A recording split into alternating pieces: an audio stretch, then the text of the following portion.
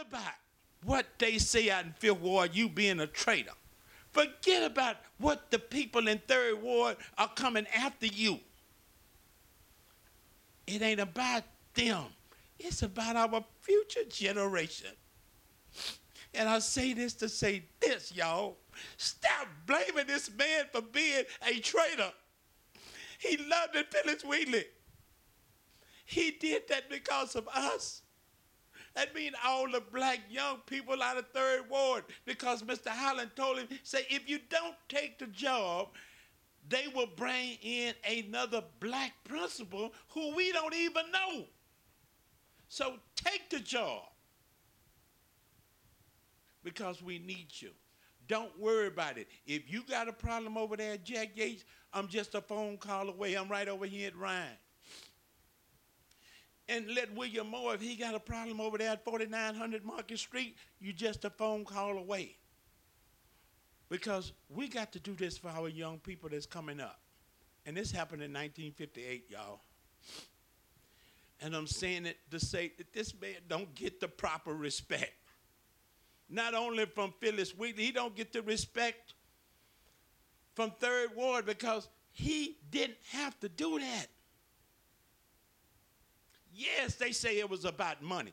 The man deserved the god doggone money. Yeah, he was in the top 5 principals, black, all white, that got paid big money for being a principal.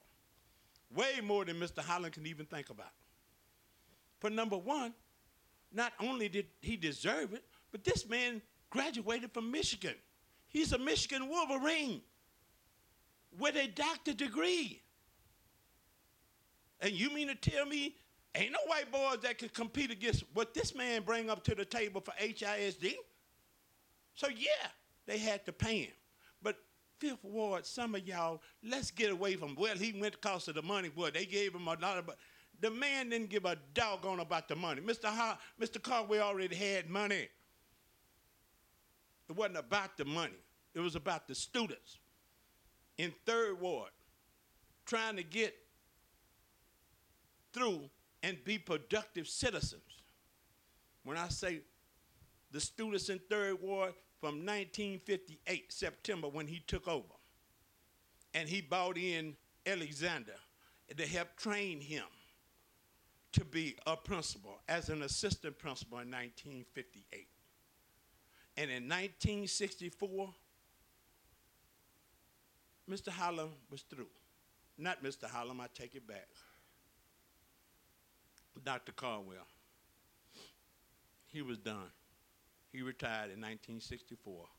And when he came over to Jack Yates, he knew a lot of teachers wasn't going to cooperate with him. But the first man who came to his aid and told him, say, look, me, you, and William Holland, and Doc Evans, we all on the same page, trying to help our young kids. And who that man was, Coach Andrew Pat Patterson. He had to make a decision to leave his friend, Mr. Holland, because Mr. Holland hired him. Mr. Holland hired Andrew Pat Patterson. He admired Pat Patterson. Mr. Holland was a baseball fan. And Andrew Pat Patterson was an all-star on the Negro Baseball League. Because, see, Jackie Robinson didn't want nowhere to be found during them days. So Mr. Holland asked him, please come to Houston and help our athletic department. That's how Coach Andrew Pat Patterson got over to Yates, through Mr. Holland. But this man is a native Houstonian.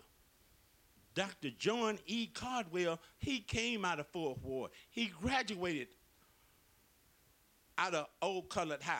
And when he took the job, let me just show you, when he took the job that Mr. E.O. Smith offered him, that was in 1927.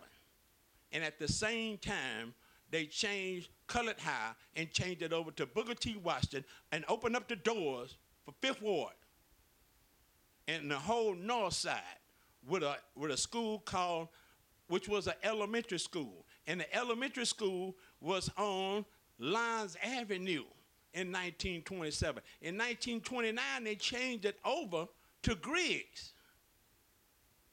And then in 1950, they had to build another school for blacks because blacks were so crowded at Phillis Wheatley, they all couldn't go to school at the same time. Blacks, Phillis Wheatley was the largest color. It was the largest high school, black or white. They had more students than anywhere in the country. Was out there in Fifth Ward. And just imagine all them people out on the north side that stayed out there all had to go to Phillis Wheatley. And then they didn't build at Phillis Wheatley. That was an elementary school that they gave black people in 1927 that Mr. E.O. Smith had to organize and get it together. Him along with Dr. Caldwell. This will be a two-part series. And we're going to honor some of the blacks because I share a lot of information on YouTube. And I appreciate so much support. Man, y'all do not know how much it means to me when I share this, and so many people appreciate it, and so many people have shared it back. And see, a lot of things that I share, it ain't all about me. A lot of people send things to me on my page, and I just share it with my Facebook family. And that's why we get so much information. And as long as they feed me information that I know that we can use, I will continue to post it in Phillis Wheatley page. I will also post it in the Jack Yates alumni page, in all three pages of Jack Yates, the Fabulous 50, Jack Yates Men's 1, and Jack Yates Men 2. And I also will post it if it's something that I think that the class of 1968 would use. I would also post it on their Facebook page. But I want to clear the records, y'all.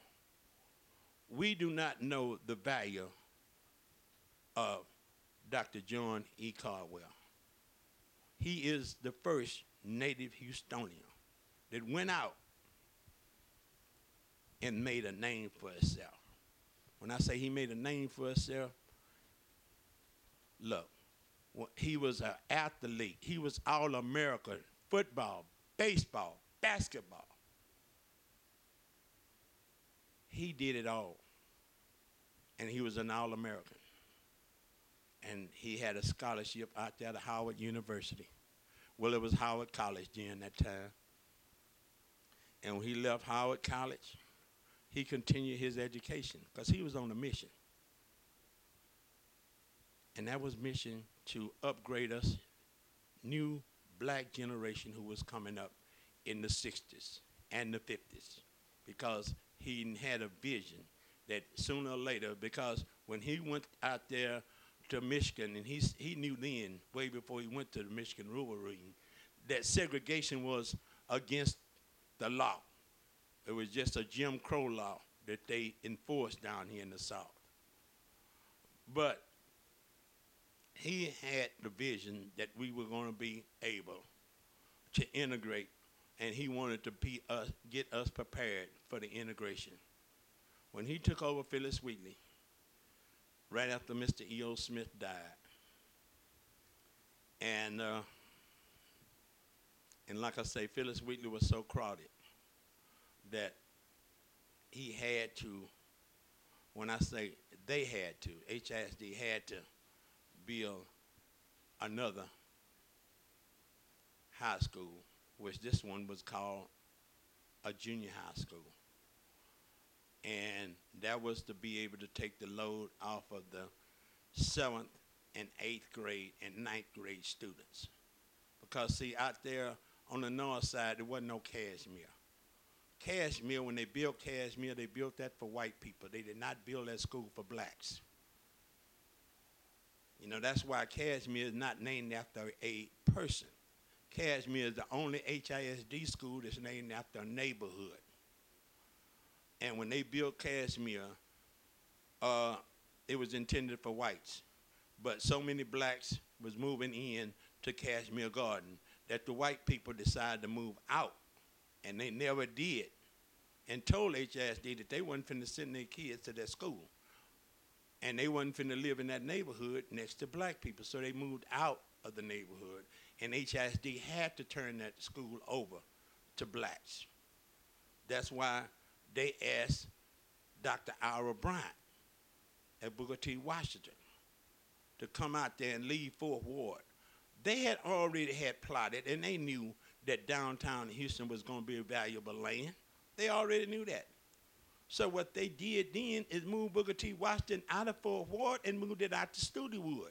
And then they cried and they had an excuse. See, when majority of people, which we would say Caucasian, when they move things, they always want to give you an excuse of why they're doing it, because they don't want to make you feel like they're guilty.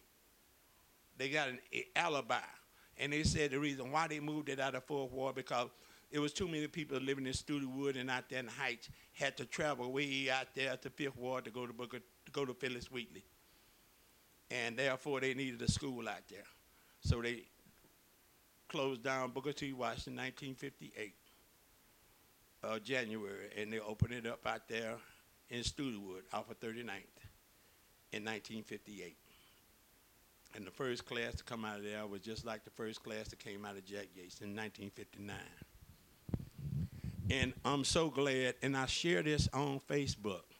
And Facebook family, please stay tuned, because every week I will try to bring up a black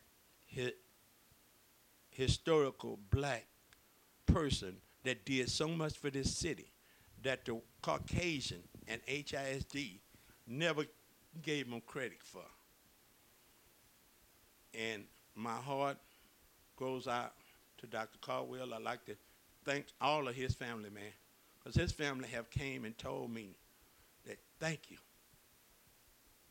You know, I did things from Mr. Holland, and everybody appreciated it. But Dr. Caldwell family,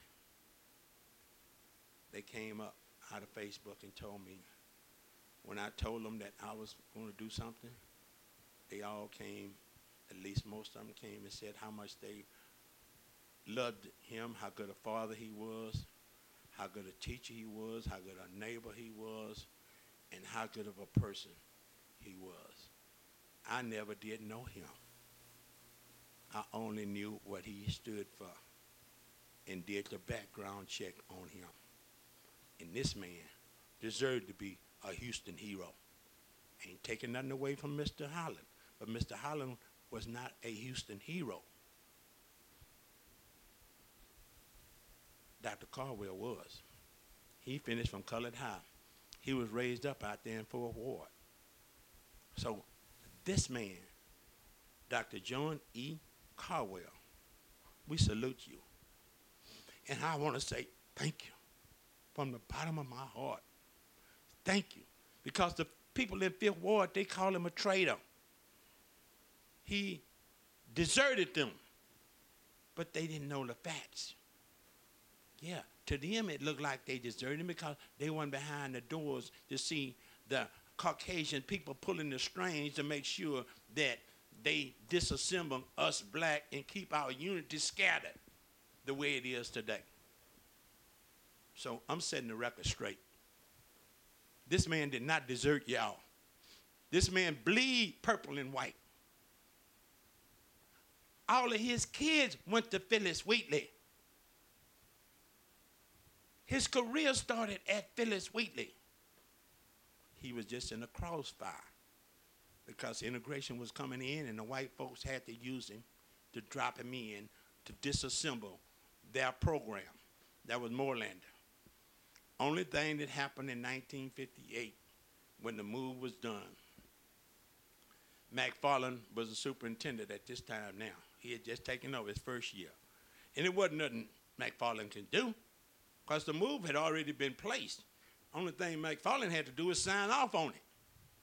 And he had no other choice because it was already done. The school board had already voted it.